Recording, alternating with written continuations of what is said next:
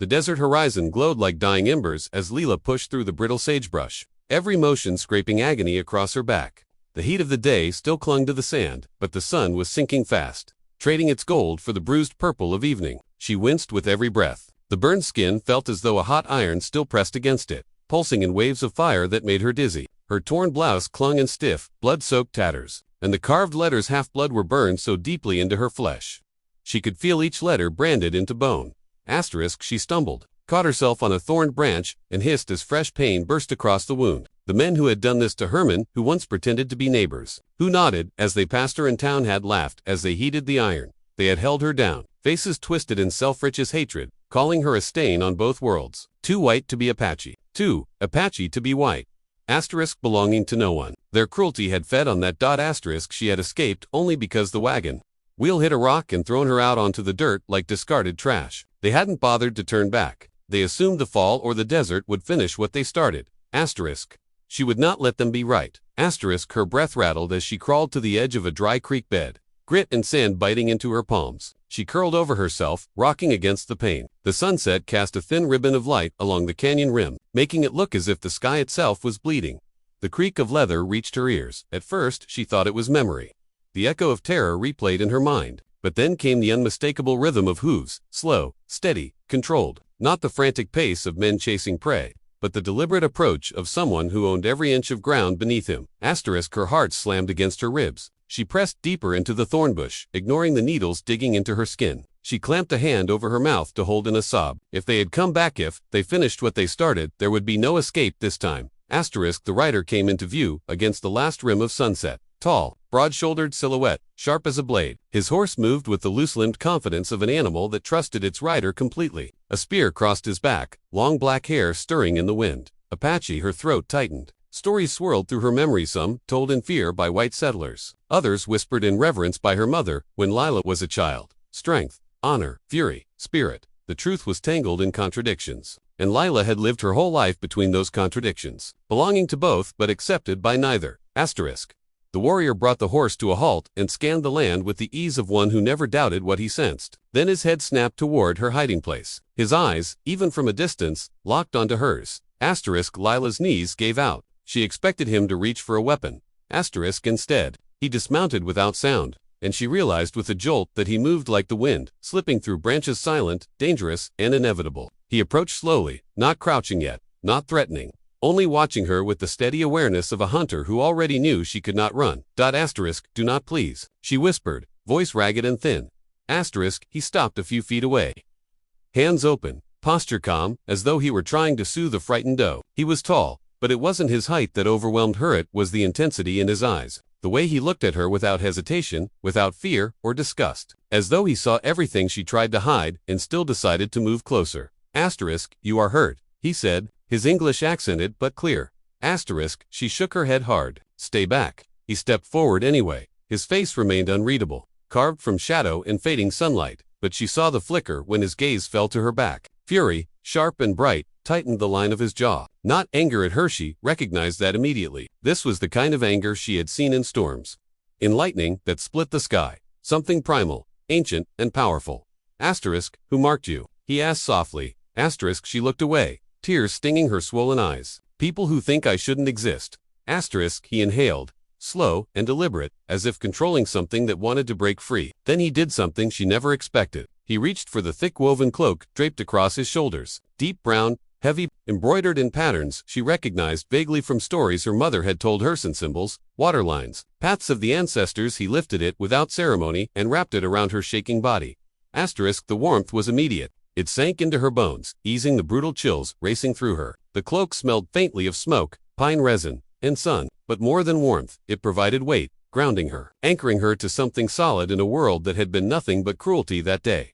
Asterisk, she lowered her head, tears slipping into the fabric. Asterisk, you live, he murmured. That is enough. Asterisk, she opened her mouth to respond, but her breath caught, pain flaring so sharply she nearly collapsed. He was beside her in an instant, strong arms catching her before she hit the sand. She felt the firmness of his chest against her cheek, the steady rise and fall of his breathing.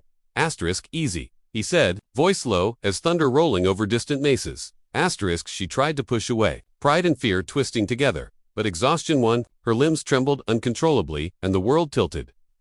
He lifted her as if she weighed no more than a bundle of grass. His cloak cushioned her back, turning the raw agony into something she could bear. Protected in his hold, something inside, her cracked relief, disbelief, grief, all tangled so tightly she couldn't separate them. You will not die here, he murmured, more vow than reassurance. Her eyes fluttered shut, not from fear, but from something far more fragile. Trust, trying to be born, and for the first time since the iron touched her skin, she let herself lean into someone's arms. She let herself believe she might live. The canyon he carried her into was carved by centuries of wind and water, the stone walls rising like silent guardians around them. Evening shadows pooled at the base of the cliffs, weaving with the orange flicker of a small fire already burning near the center of the camp. The fire's glow illuminated a pot simmering gently. It steamed thick with the earthy scent of juniper, yucca root, and something sharp and clean medicine, not food. A bedroll lay carefully arranged beside it, with a waterskin, a woven basket of herbs, and strips of dried meat hanging from a cord above. Nothing was wasted here. Nothing was careless. Every object had purpose. And every purpose belonged to the hands of someone who lived with discipline rather than luxury. When Dazen lowered Leela onto the blanket, she felt the softness beneath her animal fur, worn smooth by use. She expected the jolt of pain when her back met the ground, but he kept his cloak beneath her, folding it thickly to shield her skin from even the slightest pressure. She exhaled shakily, grateful for that small mercy. He knelt beside her with the same quiet focus he carried when scanning the desert, as though treating her wounds was no less important than sensing danger in the land.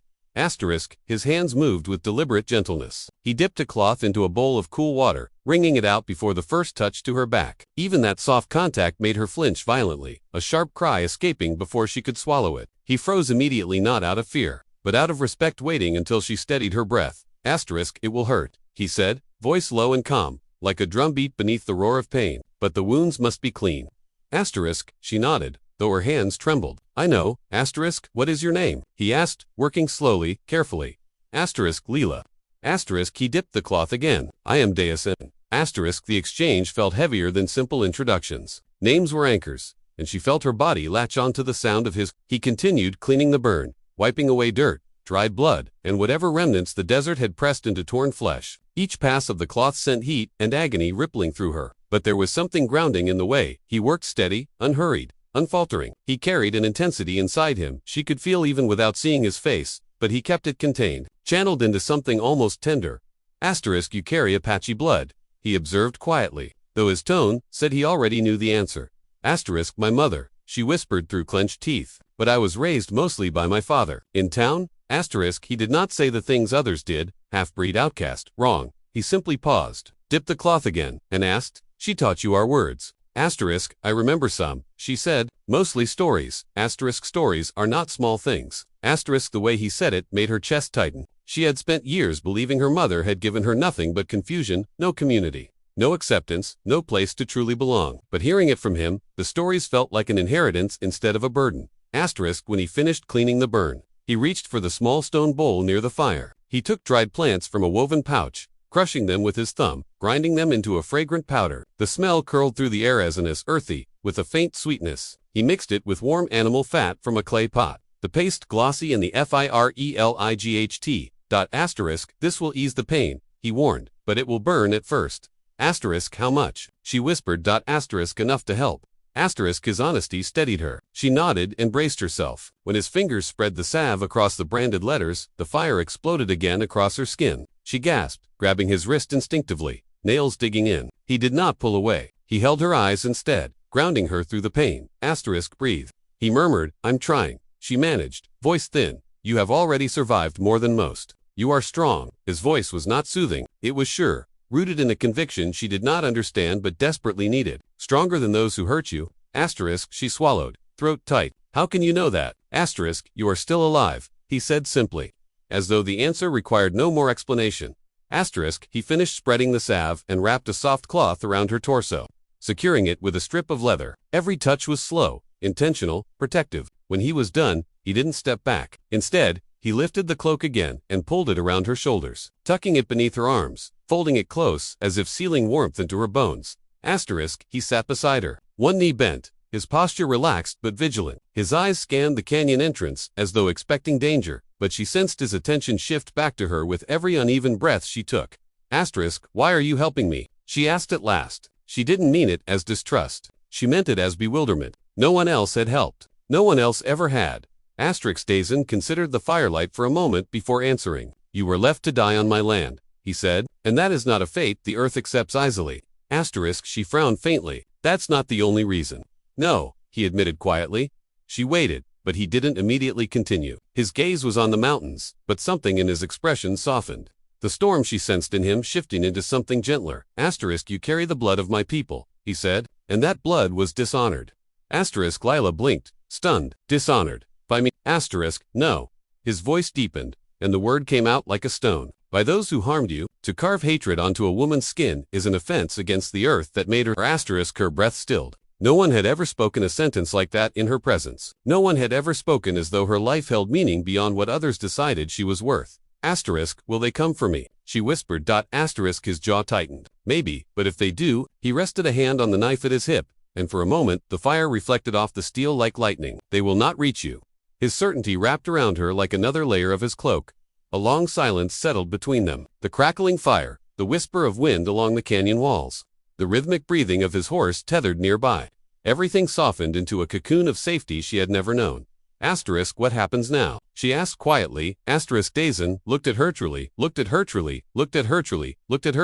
not pity, not obligation, recognition, as though he saw a truth she had never been allowed to claim. Now, he said, voice steady as stone, you heal. Under my protection, under this sky that belongs to both of us. The wind stirred again, lifting the corner of his cloak around her like an embrace.